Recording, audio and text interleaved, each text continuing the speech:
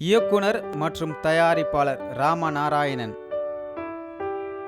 1980ஆம் ஆண்டு மீனாட்சி மற்றும் சுமை ஆகிய இரு திரைப்படங்களின் மூலம் தமிழ் திரையுலகிற்கு அறிமுகமாகி 36 ஆண்டுகளில் 9 மொழிகளில் 125 படங்களை இயக்கிய உலக சாதனை படைத்த தமிழ் இயக்குனர் இன்று சிங்கப்பூர் தனியார் மருத்துவமனையில் மரணமடைந்தார்.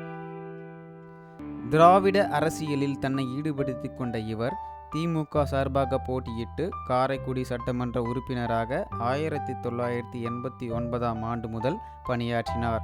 மேலும் 1996ஆம் ஆண்டு இயல் இசை நாடக மன்றத்தின் தலைவராகவும் பணியாற்றியுள்ளார். 2012ஆம் ஆண்டு ராதா என்ற தன் மனைவியை பிரிந்த ராமநாராயணன் இன்று மருத்துவர்களின் சிகிச்சை பலனளிக்காமல் போன நிலையில் சிங்கப்பூரில் மரணமடைந்தார். ராமநாராயணன் மரணம் தமிழ் திரை உலகிற்கு நிச்சயம் ஒரு பேர் இழப்பாகவே இருக்கும். லோகநாதன், ரெட்பிக்ஸ் நியூஸ்.